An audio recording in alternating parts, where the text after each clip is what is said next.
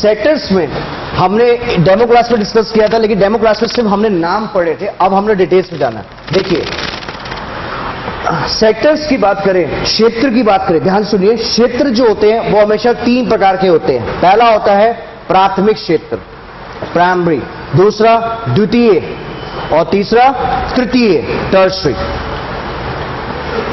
Okay, आज इसको next level तक लेके जाएंगे। प्राइमरी में सीधा काम की बात, प्राथमिक क्षेत्र में हम लोग किसकी बात करते हैं? एग्रीकल्चर की। ओके, एग्रीकल्चर, कृषि की बात करते हैं। सेकेंडरी में हम लोग किसकी बात करते हैं? उद्योग की, इंडस्ट्री, जो हम लोग स्टार्ट करेंगे।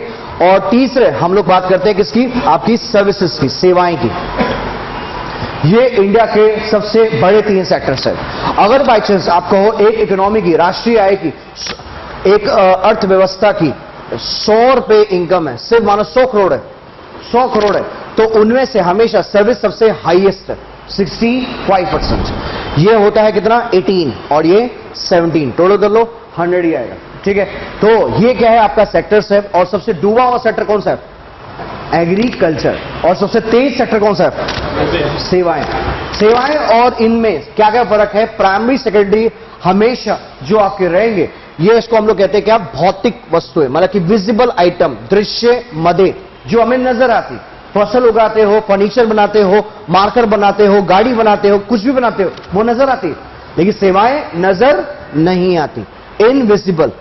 सेवाएं सबसे आखिरी में करेंगे, और सबसे पहले हम लोग इन 2 चैप्टर्स को खत्म करेंगे। पहले हम आज स्टार्ट करेंगे ऑफिशियली एग्रीकल्चर, उसके बाद हम लोग इंडस्ट्री के 2 पार्ट्स। एग्रीकल्चर कोशिश करूंगा कि आज खत्म हो जाए। एग्रीकल्चर, इंडस्ट्री के 1 और 2, ये काफी लंबा चैप्टर है।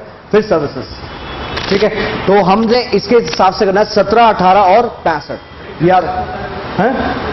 ये अभी अकॉर्डिंग टू 2015-16 के हिसाब से सर। ओके, कोई बच्चे कहते सर 16 और 17 नहीं होगा, पहले 17 आन तो दो। लेकिन आज की डेट में देखा जाए एग्रीकल्चर सिर्फ 17% रह गया। ओके, और अगर ऐसी गिरता रहा तो एग्रीकल्चर को संभालना मुश्किल हो जाएगा। देखिए, एग्रीकल्चर का एक मेनली सोर्स होता है कि आपका, इसको हम लोग प्राइमरी मोटिव कहते हैं। एग्रीकल्चर का जो ईयर होता है, फाइनेंशियल ईयर होता है, वो होता है जुलाई से 30 जून। 1 जुलाई से 30 जून इसका क्या होता है? एग्रीकल्चर ईयर होता है, याद रखना। हाँ जी, पहला क्वेश्चन आएगा आपका, एग्रीकल्चर ईयर क्या होता है? 1 जुलाई से 30 जून। 1 जुलाई से 30 जून होता है, और ये भी आरबीआई का भी ईयर यही होता है। अगर मैं आपको ईयर समझाने बैठूं तो सबसे पहले आता है आपका नॉर्मल ईयर, जिसको हम लोग कहते हैं बर्ड ईयर। हाँ जी, अभी लिखी मत, मैं जब मैं कहूंगा तब आप लिखोगे, ठीक है ना। पहला होता है क्या? Bird year. बर्ड ईयर जो होता है, जिसको होता है हम लोग कहते हैं 1 जनवरी से 31 दिसंबर, ये सब लोग जानते हैं। एक होता है financial, budget, tax, closing, economic, physical, राजकोषीय, ऐसे कोई भी नाम आ जाए तो हमेशा होता है 1 अप्रैल से 31 मार्च, वो भी आप जानते हो, ठीक है ना। हम लोगों ने सीधा टेक्निकल बात करनी है। आपसे पूछा जाएगा एग्रीकल्चर का ईयर क्या है, तो आंसर है 1 जुलाई से 30 जून, और आरबीआई का ईयर भी यही है। ठीक है, अब मैं इसको डिवाइड करता हूं। देखिए, इसको हम लोग डिवाइड करते हैं। आपका आ गया जुलाई, ठीक है ना, जुलाई के बाद आया आपका अक्टूबर, ठीक है ना, जुलाई के बाद अक्टूबर, फिर हम लेते हैं क्या? मार्च, और उसके बाद फिर से आगे लेते हैं क्या? जून। राइट, ये पूरा घूम गया। तो अगर बाई चांस ये 2 सीजन, ये 2 सीजन और ये 2 सीजन, इसके हिसाब से कितने हो गए? 3 सीजन। तो इसको हम लोग कहते हैं क्या? खारिफ क्रॉप। ये राबी और ये जैद। ओके, खारिफ, राबी एंड जैद, इसके अंदर कौन सी क्रॉप्स आती है? वो ज्योग्राफी और साइंस का पार्ट है, वो मेरा पार्ट नहीं है, ठीक है ना। मेरा काम है सिर्फ और सिर्फ सीजन बताना, जुलाई, अक्टूबर, उसके बाद अक्टूबर से मार्च, और मार्च से जून। कोई बच्चे ने पढ़ा होगा कि मार्च से जून जो होता है उसको कहते हैं slack season. Slack season means मंदी का दौर। मंदी के दौर में क्या होता है कि असली में ये क्रॉप्स यूज होती है खारिफ और राबी, जिसमें मेन व्हीट और राइस आता है। ओके, मतलब कि मेनली ये होते हैं, मतलब कि जो हमारे असली अनाज होते हैं वो ये होते हैं। जैद में अनाज से ज्यादा फ्रूट्स वाले आइटम, मतलब वाटर वाले, वाटरमेलन, ठीक है, मेलन, ये सारी चीजें ज्यादा होती है। तो उसमें क्या होता है, एक तरह से वो खाली रहने का सीजन होता है। ओके, तो जैसे होता है कि आपको, जैसे फॉर एग्जांपल आप डाइट भी लेने जाते हो, तो डाइट में सबसे प्राइमरी चीज ये दोनों ही मानी जाती है, जिसमें आपको विटामिन सी, विटामिन के, मिनरल्स वगैरह मिलते हैं। कुछ एक्स्ट्रा चीजें रहती है, विटामिन कुछ अलग है या कोई और मिनरल है, वो आपको यहां से मिलता है, ठीक है ना। तो हम लोग क्या कहते हैं, एक तरह से 99% ये होता है, ये 1% होता है, और इसको ज्यादा खाली सीजन माना जाता है। लेकिन क्या होता है, उस खाली सीजन में हमारे बहुत टाइम पहले कुछ तरक्की की थी, उन्होंने क्या निकाला? जैद, ठीक है। तो हमेशा आपको 3 सीजन याद करने, खारिफ क्रॉप, राबी और लिसन, यहां से आपका आगे देखते हैं एग्रीकल्चर को हम लोग क्या कहते हैं, प्राइमरी सेक्टर, हाँ जी प्राथमिक क्षेत्र कहते हैं। प्राथमिक क्षेत्र की बात करें तो इसका जो कंट्रीब्यूशन मतलब कि इसका यहां से कितना पैसा आता है नेशनल इनकम में, तो पहले 1950-51 की बात करते हैं, सबसे पहले वाला 1950-51 में इसका कंट्रीब्यूशन 55% अप्रॉक्स माना जाता था। मतलब कि अगर बाई चांस हमारी राष्ट्रीय आय नेशनल इनकम, हालांकि अभी वो चैप्टर हमने किया नहीं, नेशनल इनकम जैसे हमारी 100 रुपए, ठीक है ना, तो उसमें से 55% के अराउंड में लपेटे में आपका क्या होता था, इसका कंट्रीब्यूशन हुआ करता था। ओके, लेकिन अगर हम इसको आज खींचे 15-16 के हिसाब से, आप वो सर 16-17 नहीं लेंगे, नहीं 16-17 खत्म का हुआ। ओके, फाइनेंशियल ईयर हमेशा क्या होता है 15-16।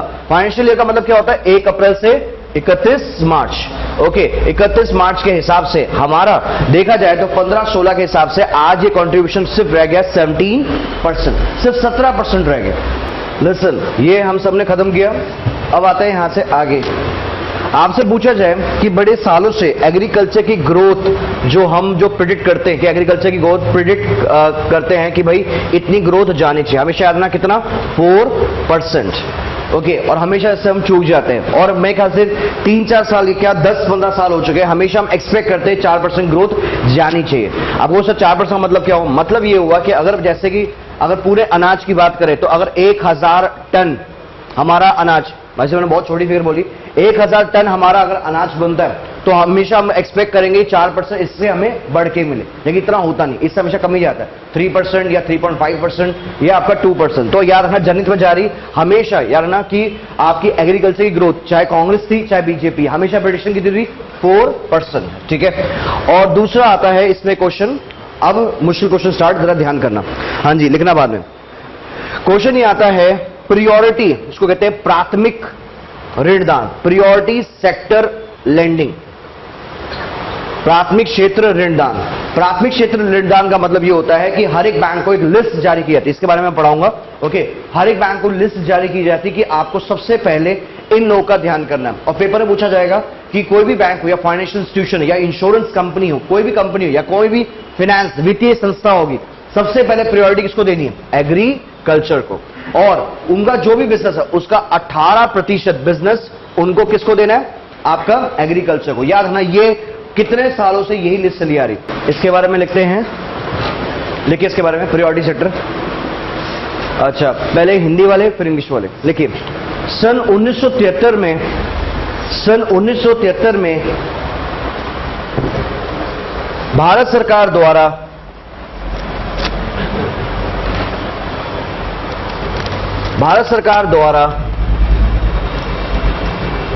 बैंकों और वित्तीय कंपनियों को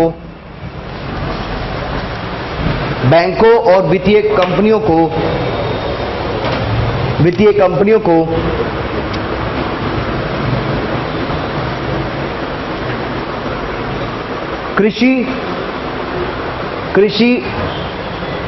विकास प्रवर्तन की बात कही गई थी। हाँ जी, इंग्लिश वाले। In 1973 government of India emphasized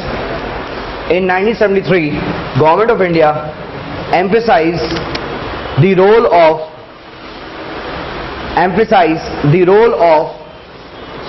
banks and financial institutions towards development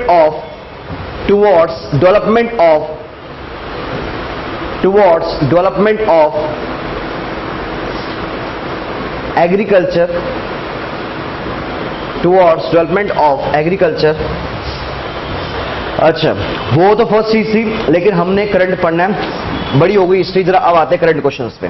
current questions ये है कि आपसे पूछा जाएगा कि प्रायोरिटी सेक्टर में क्या क्या चीजें आती है। देखिए, प्रायोरिटी सेक्टर्स के अंदर आपकी जो आइटम्स आएगी आइटम्स को हम लोग कहते हैं मदे, ठीक है ना। आइटम्स इन प्रायोरिटी सेक्टर, पहले सुनना है लिखना बाद में। प्रायोरिटी सेक्टर, तो सबसे पहली आइटम तो आपको मैंने आपको ऑलरेडी बता दी, इसका नाम क्या था, एग्रीकल्चर।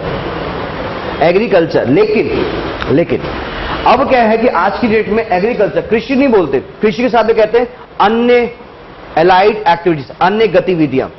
हमेशा ये वर्ड जोड़ा जाता है क्योंकि रूरल एरिया में हमेशा एग्रीकल्चर के अलावा और भी चीजें होती है। एग्जाम्पल, पोल्ट्री फार्मिंग, मधुमक्खी पालना, बी कीपिंग, होता नहीं होता। तो हमेशा सरकार कहती है कि जब भी मैं एग्रीकल्चर बोलता हूं ये बेचारे इग्नोर हो जाते हैं। लोग ये सोचते हैं कि गांव में सिर्फ एग्रीकल्चर ही होता है, नहीं, और भी तो चीजें होती है। तो हमेशा यार ना एग्रीकल्चर नहीं बोलेंगे, एग्रीकल्चर एंड एलाइड एक्टिविटीज बोलेंगे। हमेशा ये वर्ड जुड़ गया इसके साथ में। तो ये आपका पूरा आएगा, इसके बारे में डिस्कस करेंगे। दूसरा, स्मॉल इंडस्ट्रीज, जिसको हम लोग क्या कहते हैं, MSME. MSME stands for micro small medium enterprise. पूरी राम कहानी हम लोग कर चुके हैं, इसलिए मैं इसको नहीं करवाऊंगा, ठीक है। लास्ट क्लास में हम लोग कर चुके हैं एमएसएमई की। तीसरा आता है आपका एजुकेशनल, पहले आता है होम लोन। होम लोन को भी सरकार प्रायोरिटी सेक्टर मानती है। उसके बाद आता है आपका एजुकेशन लोन। एजुकेशन लोन भी यहां पे आएगा। नेक्स्ट आता है, मैं यहां लिख देता हूं, education loan, home loan. Next आता है माइक्रो क्रेडिट, इसको कहते हैं सूक्ष्म लोन। सूक्ष्म लोन मीन्स एक ऐसा लोन जिसकी वर्थ क्या होगी, 50,000 से नीचे। याद रखना, ये तो बहुत साल से, ये तो अंग्रेजी के टाइम से चल रहा है। देखिए, जब से आजादी मिली तब से हमने होश संभाला है कि आपका एक जनरल चीज है, इकोनॉमिक्स नहीं आनी चाहिए, इसके लिए नॉर्मल चीज है। हमेशा अगर छोटे लोन को क्या कहते हैं, 50,000 से नीचे, क्योंकि आपको पता है पैन कार्ड की लिमिट भी 50,000 से नीचे होती है। 50,000 से ऊपर जाओगे तो आपसे क्या मांगते हैं, पैन कार्ड मांगते हैं। तो उसी तरीके से अगर आप छोटा लोन लेना चाहते हो तो उसकी लिमिट क्या होती है, 50,000 से नीचे। याद रखना, इसके लिए इकोनॉमिक्स जरूरी नहीं है, वैसे भी आपको पता होना चाहिए छोटे लोन को क्या कहते हैं, 50,000 से नीचे। ओके, नेक्स्ट सिक्स आइटम्स में सरकार ने लेटेस्ट डाला है किसको, माइनॉरिटीज, अल्पसंख्यक। माइनॉरिटीज के बारे में आप लोग जानते होंगे, हिंदुस्तान में माइनॉरिटीज का कंसेप्ट आया था 1992 में, 1992 में इनका कंसेप्ट आया था। और हिंदुस्तान में कुछ ऐसी 6 जात हैं जिनको माना जाता है जिनकी तादाद बाकी लोगों से क्या है, कम है, ठीक है ना, मतलब कि वो लोग कम है। सबसे पहले आते हैं मुसलमान, मुस्लिम्स, हाँ, फिर आते हैं आपके क्रिश्चियंस, जैन्स पे आ रहा हूं, अच्छा भाई थोड़ा साइड हो ना, ठीक है ना, हाँ। अब आते हैं आपके बुद्धिस्ट, जो असली में कम है वो बात तो कर लें, ठीक है। उसके बाद आते हैं आपके पारसीस, सिक्स, और लेटेस्ट 2010 में ऐड हुए थे कौन से, जैन्स बाद में आए थे। इनके बारे में भी बड़ी लड़ाइयां आई थी कि भाई ऑलरेडी इतने अमीर होते हैं, जरूरत क्या होती है, लेकिन फिर भी डल गए, छोड़ो। हाँ जी, सुनिए, 6 पार्ट आपने खत्म किया। अब आते 7 में आपका कोटा पीपल भी डालते हैं इनको। कोटा में आपको बताइए वीआईपी क्लास से कुछ लोग, SC ST, अब तो वीआईपी कहते हैं हम लोग उसको, SC ST। और उसके बाद आते हैं वुमेन को भी आजकल वीकर सेक्शन में ट्रीट किया जा रहा है। ओके, अगर लड़कियां लोन लेने जाएंगी तो उनको भी क्या लिया जाएगा, आपका एनकरेजमेंट मिलेगी। और वुमेन अगर बाई चांस जाती है तो हम लोग उसको कहते हैं स्टैंड अप इंडिया। हाँ जी, तो आपसे पूछा जाएगा योजना, एक है स्टार्टअप इंडिया, स्टार्टअप इंडिया है नए उद्योगपतियों को बढ़ाना, एक है स्टैंड अप इंडिया। ओके, अगर कभी भूल जाओ तो जैसे होता है ना, वाइफ को देख के हस्बैंड स्टैंड अप हो जाता है, ठीक है ना, तो याद रखना स्टार्टअप होता है नॉर्मल एंटरप्रेन्योर्स के लिए, ओके, एमएसएमई के लिए स्टार्टअप इंडिया। लेकिन स्टैंड अप आ जाए तो याद रखना किसके लिए, वुमेन के लिए। अच्छा, ये अब आता है 8वां नंबर, लास्ट, स्वच्छ भारत। स्वच्छ भारत अभियान, स्वच्छ भारत अभियान को प्रायोरिटी में डाला गया है। इनकेस अगर बाई चांस कोई अपने पैसों से या कोई टॉयलेट वगैरह खोलना चाहता है या कुछ भी ऐसा करना चाहता है, सफाई कार्य करना चाहता है, तो बैंकों से कम रेट पे लोन ले सकता है और आराम से चुका दे, तो वो भी बैंकों की इसमें किसमें आएगा, प्रायोरिटी लिस्ट में आएगा। अच्छा, आगे बढ़ने से पहले स्वच्छ भारत के बारे में कुछ बातें कर लेते हैं। स्वच्छ भारत आया था 2 अक्टूबर 2014 में, किसको रिप्लेस करके, निर्मल भारत। निर्मल भारत था कांग्रेस वालों का, इन्होंने क्या कर दिया, स्वच्छ भारत। और टारगेट क्या है, हिंदुस्तान को साफ करेगा। साफ मीन्स वो वाला साफ नहीं, असली वाला साफ, फिजिकल साफ। क्लीन इंडिया, क्लीन इंडिया का टारगेट है साफ करने का, कि भाई इंडिया को साफ करके जाएंगे 2 अक्टूबर 2019 तक। Very very important. जैसे कहते हैं जीएसटी लागू हो रहा है 1 अप्रैल से 2017, उसी तरीके से साफ करने का इंडिया का टारगेट क्या है आपका 2 अक्टूबर 2019। और क्योंकि 2019 तक मोदी सरकार है, उसके बाद तो इलेक्शंस होंगे, पता है आपको। हर एक बैंक को देखिए, बैंक की बात की जाए तो एग्रीकल्चर को प्रमोट करने की बात करते हैं। हाँ जी, अभी लिखना नहीं, जब तक आपने सुनना ध्यान से। एग्रीकल्चर को प्रमोट करने के लिए भारत सरकार ने बहुत सारी मुहिम चलाई, उसमें से हम लोग कुछ डिस्कस करते हैं। सबसे पहली मुहिम आती है जिसका नाम क्या है, very very important, RRB। RRB का मतलब होता है रीजनल रूरल बैंक। कुछ लोग रेलवे रिक्रूटमेंट बोर्ड सोच रहे थे, वो नहीं है, रीजनल रूरल बैंक, क्षेत्रीय ग्रामीण बैंक।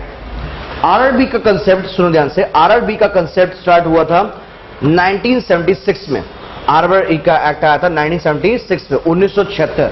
और हिंदुस्तान का पहला RRB जिसका नाम था प्राथमा बैंक, ठीक है ना, प्राथमा बैंक। आपसे पूछेगा सबसे पहला ग्रामीण बैंक कौन सा था, प्राथमा बैंक। नाम में क्या याद है, प्राथमा मीन्स प्रथम, फर्स्ट टाइम प्राथमा बैंक बनाया गया था, ठीक है। RRB का एक्ट पास हुआ 1976 में, ओके, 1976 में पास किया गया। और इस एक्ट के द्वारा आपका RRB को हम लोग ने बनाना शुरू कर दिया। जब भी RRB बनता है तो हमेशा यह माना जाता है कि RRB के अंदर जो पैसे लगाए जाते हैं, कैपिटल लगाई जाती है, हालांकि ये रेशियो चेंज होने वाली है, लेकिन फिलहाल तो हमने यही पढ़नी है।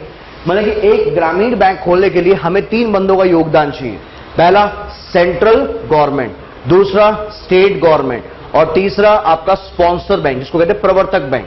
स्पॉन्सर बैंक वो होगा जो क्या होगा, गवर्नमेंट बैंक। हमेशा रखना कि गवर्नमेंट बैंक को ही पावर है एक RRB खोलने के लिए। कभी भी प्राइवेट वालों का आप कभी नहीं सुनोगे, कभी नहीं सुनोगे, ओके। जैसे कि कृष्ण ग्रामीण बैंक, छोटा सा लिखा हुआ नीचे, पावर्ड बाय कैनरा बैंक।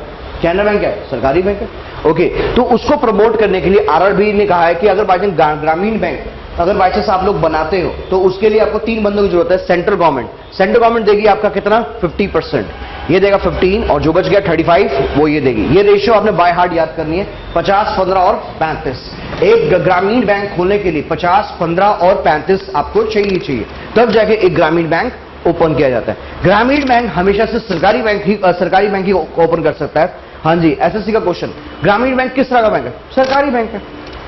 ग्रामीण बैंक हम सरकारी बैंक है बिल्कुल कह सकते हैं, बस इसकी खास बात ये कहां खुलता है, नाम से बताता है, गांव में। गांव के लिए, किसके लिए, एग्रीकल्चर। अब आप एग्रीकल्चर के साथ कहते हैं एग्रीकल्चर एंड अलाइड एक्टिविटीज, ठीक है ना, संबंधी गतिविधियां इसको कहते हैं। पहले लिख लो। हाँ जी, क्वेश्चन आता है, इंडिया में अभी RRB कितने हैं, 56। मूवी आई थी अब तक 56, तो याद रखना अब तक 56, 1956। तो RRB कितने अभी 56 है। हमारे इंडिया में RRB बैंक्स कितने, 56 है। क्लियर हुआ। अच्छा, अब हमने यहां से किया। अब आपसे पूछा जाएगा, जब एक RRB को बनाया जाता है, ये हमारे बैंक्स है टोटल RRB बैंक्स, ठीक है, जब बनाया जाता है तो हमेशा उसका लाइसेंस कौन करता है, RBI, पिताजी, ठीक है ना, RBI। और ये है हमारे छोटे चाचा जी जो क्या करते हैं, सुपरवाइज करते हैं, मतलब कि क्या करते हैं, कंट्रोल, जिसको हम लोग कहते हैं नबार्ड। नबार्ड के बारे में कुछ बच्चे जानते हैं, कुछ बच्चे नहीं जानते, ठीक है। देखिए नबार्ड बेसिकली क्या है, इधर देखिए सभी लोग, नबार्ड क्या है कि नबार्ड को हम लोग कहते हैं national bank for agriculture and rural development. इसका जन्म हुआ था 1982 में, 1982 में। और पेपर में 100% क्वेश्चन आएगा कि RRB का पेपर आ रहा है, क्षेत्रीय ग्रामीण बैंक का या गांव के बैंक्स का या गांव के पैसों का सारा संचालन या सारे नियम कौन बनाता है, नबार्ड। समझ में आ रहा है। देखिए नबार्ड के बारे में है, फुल फॉर्म है नेशनल बैंक फॉर एग्रीकल्चर, जिसको आता है वो भी बोले साथ में, agriculture and rural development.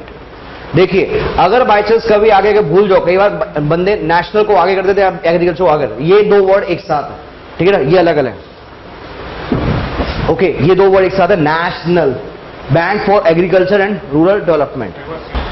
Bharat सरकार द्वारा 1981 में, सुनिए ध्यान से, 1981 में आई थी शिव रमन कमेटी। इंडिया का एक स्टाइल है, एक कमेटी एक बिल एक एक्ट जरूर पास करते, हो ही नहीं सकता कोई भी बिल एक्ट के बिना कोई संस्था बनी हो। RBI एक्ट 1934 है, लेकिन RBI बना कब, 1935 में, ओके। उसी तरीके से 1982 में इसका क्या हुआ, स्थापना हुई, एस्टैब्लिश्ड हुआ, तो पेपर में पूछा जाएगा कि भाई ये कौन सी कमेटी से बना गया? शिवरमन कमेटी।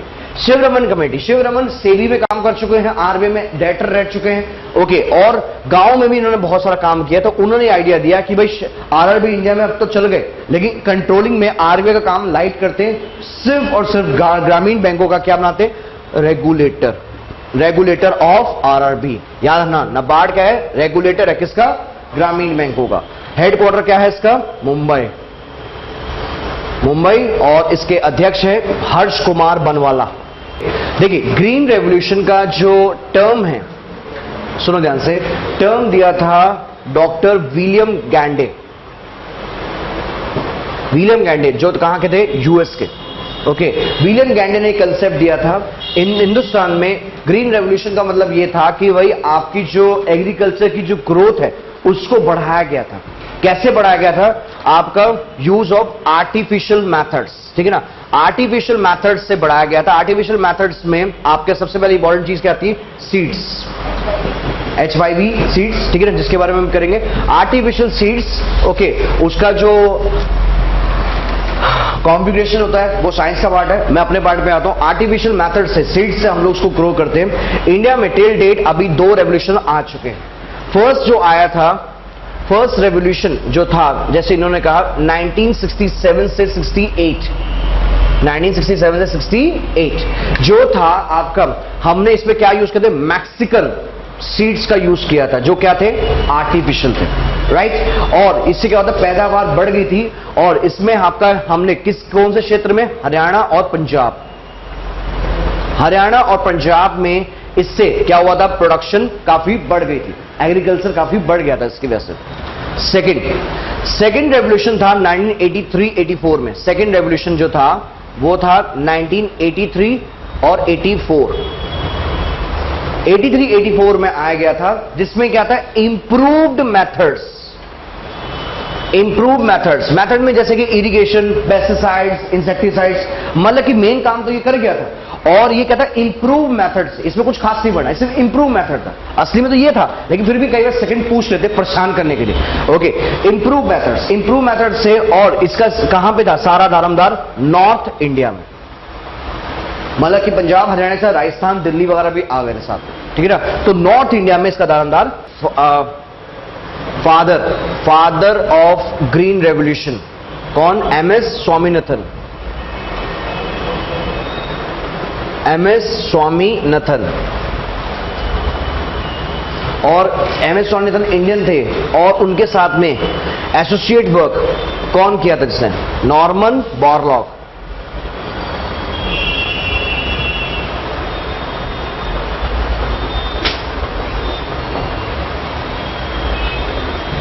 सुनो ध्यान से, एग्रीकल्चर, कृषि मंत्रालय, जो अभी क्वेश्चन चल रहे हैं उसके हिसाब से करेंगे। कृषि मंत्रालय, एग्रीकल्चर मिनिस्ट्री के अंदर कृषि मंत्रालय, हमारे मिनिस्टर कौन है एग्रीकल्चर के? राधा मोहन सिंह। हिंदुस्तान के एग्रीकल्चर मिनिस्टर कौन है? राधा मोहन सिंह, राधा मोहन सिंह। अब इनके हिसाब से हम लोग आगे देखते हैं। राधा मोहन सिंह के एक अंडर एक डिपार्टमेंट आता है जिसका नाम है CACP, ठीक है ना, committee of agriculture cost and price. CACP, committee of agriculture cost and price.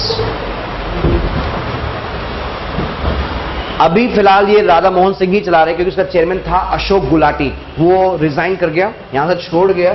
CACP का मेनली काम था इंडिया में डिसाइड करना। CACP डिसाइड करता क्या? डिसाइड करता है MSP, very very important, minimum support price, ठीक है ना, नाम पढ़ा होगा आपने इधर उधर।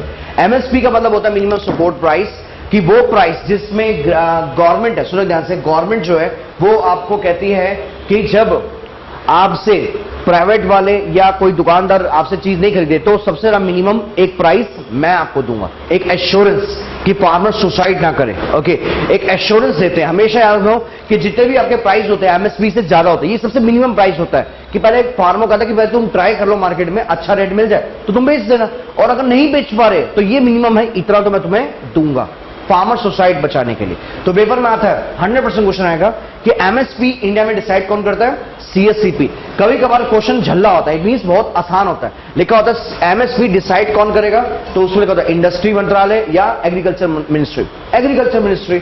और कभी कभार ये दोनों लिखे होते हैं, जब डिपार्टमेंट दे दिया तो आंसर तो डिपार्टमेंट के साथ जाएगा।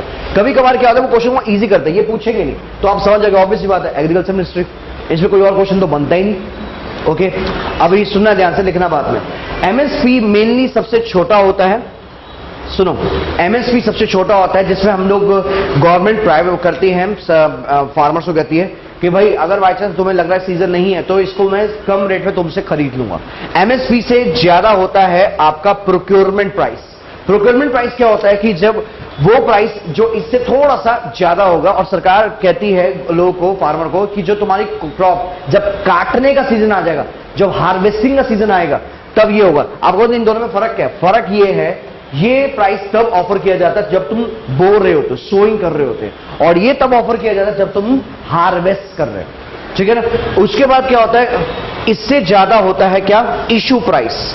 इशू प्राइस का मतलब होता है कि वो प्राइस जिसमें ये सारा माल जो प्रोक्योरमेंट करके FCI, आप जानते हो कि food corporation of India, food corporation of India ये सारा अपना अनाज अपने पास रख लेती है। इशू प्राइस का मतलब होता है FCI अब इस प्राइस के ऊपर किराने शॉप्स को चीजें बेचेगी। किराने शॉप्स टैक्स लगा के क्या बनाते हैं, MRP। समझ में आया? पीछे से धक्का आ रहा है, ध्यान सुनो, फिर से स्टार्ट करते हैं। सोइंग सीजन में तुमने खेतों में काम करना शुरू किया, सरकार ने पहले इसका इवैल्यूएशन कर दिया, इतना आधी कटी इस फसल का या जो तुमने बोया है सीड, उसका जितना भी उगा है उसका प्राइस मैं दूंगा। जब तुम काटोगे, जब फसल बन चुकी है, तो सरकार तुम्हें देती है प्रोक्योरमेंट प्राइस। उसके बाद क्या होता है, FCI वाले इस चीज को उठा के ले जाते हैं या तुम प्राइवेट वालों को देते हो। ज्यादा लोग FCI के पास जाते हैं। FCI सब जानते हैं, food corporation of India. FCI का जन्म हुआ था इंडिया में 1965 में, अभी मैं करवाऊंगा इसके बारे में। ओके, उसके बाद क्या होता है, वो प्राइस को लेके चले जाते हैं। इशू प्राइस का मतलब क्या होता है, FCI उस बोरी को उठा के किराने शॉप्स को बेचेगा। किराने शॉप्स क्या करेंगे, उसको साफ सुख करके अच्छे अच्छे डंबल डुबल बना उनके, ठीक है। उसके बाद उसमें टैक्सेस को ऐड करके, टैक्सेस क्या होते हैं, indirect tax, VAT, service tax, जो भी है दुनिया भर के टैक्स, उससे क्या बनता है, MRP। MRP क्या होता है, मैक्सिमम रिटेल प्राइस, इससे ऊपर नहीं जा सकते। ये पूरी चेन है, समझ में आया। MSP तो ये याद है, MSP से लेकर MRP तक कहानी है। SP यहां था, RP यहां था, ठीक है। उसके बाद PP, उसके बाद IP, फिर MRP। फुल फॉर्म कर लेते हैं, इसको कहते हैं मिनिमम सपोर्ट प्राइस।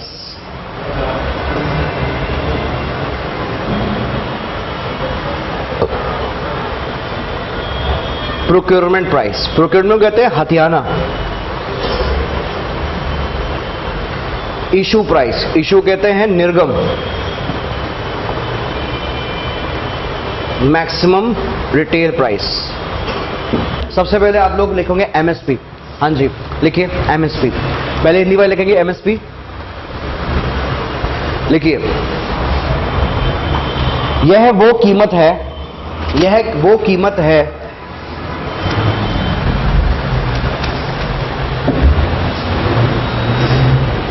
जिस पर सरकार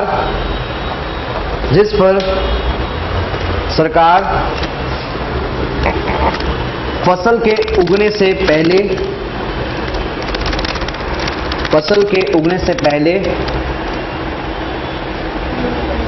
निर्धारित करती है।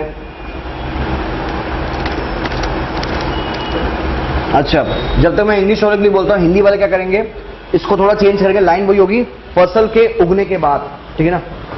तब तक आप इसमें लिखो PP के नीचे, तब तक इंग्लिश में लिखेंगे it is that price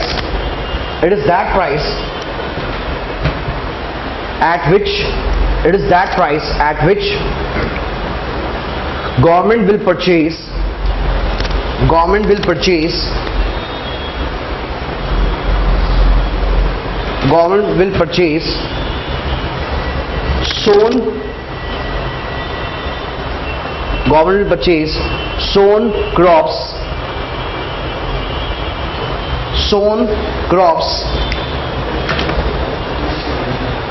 sown crops in order to protect farmer society. in order to protect farmer society.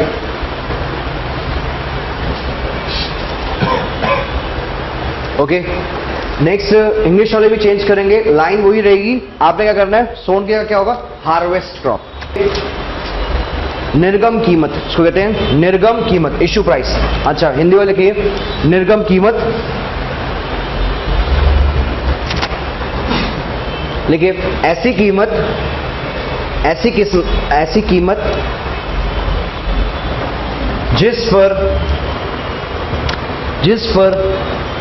FCI, full form बाद में करेंगे, पहले लिख लो FCI,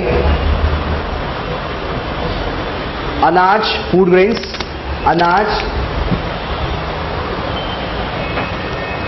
अनाज को बेचता है, अनाज को बेचता है, अनाज को बेचता है।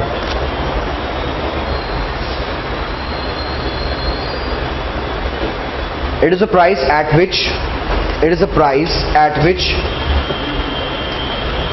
it is a price at which FCI sell food grains, FCI sell food grains, FCI food grains. Okay.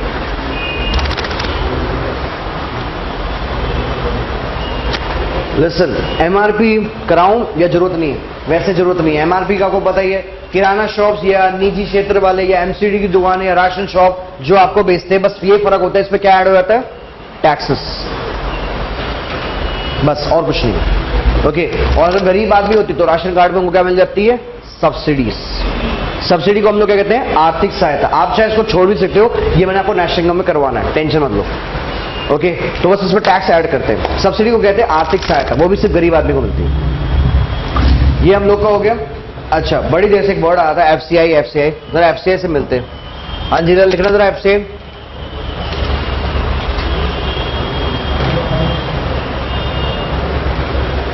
FCI सब जानते हैं, फुल फॉर्म क्या है, फूड कॉर्पोरेशन ऑफ इंडिया,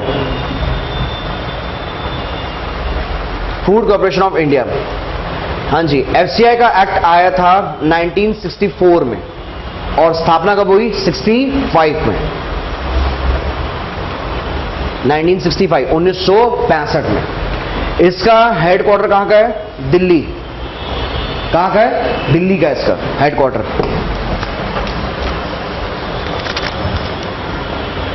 और इसके अध्यक्ष लिखिए, चेयरमैन योगेंद्र त्रिपाठी।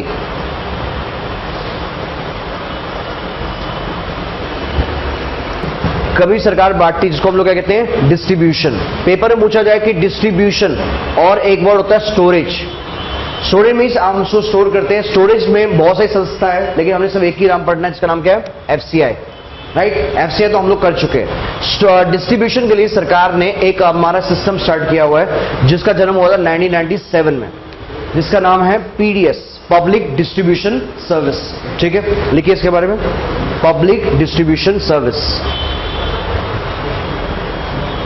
छोटा सा कंसेप्ट रह गया, बाकी सब खत्म हो गया। Public distribution service system, sorry, distribution system.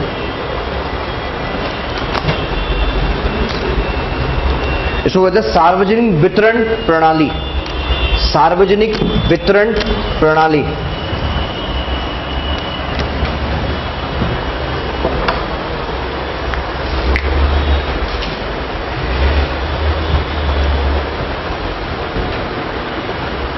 Food items बहुत आते हैं इसमें 97 के हिसाब से, और लेकिन इसमें फूड आइटम्स में या आपकी कोई भी सिंपली नॉर्मल आइटम्स है जो मेनली आइटम्स यूज होती है, उनके नाम हम पढ़ते हैं। वीट को सबसे ज्यादा PDS में लिया जाता है। दूसरा आता है राइस, ठीक है, फिर आता है शुगर, और फिर आता है कैरोसिन। ये सबसे ज्यादा चार सबसे बड़ी आइटम्स है। बाकी बहुत सारी बात है, इसका मतलब ये नहीं कि नहीं आती, लेकिन सबसे मेनली आइटम्स यही यूज की जाती है। ये पेपर में आ सकता है, एक बार SSC में देखा गया था, चांस कम है, बैंक वाले बच्चे ज्यादा करते हैं इसको।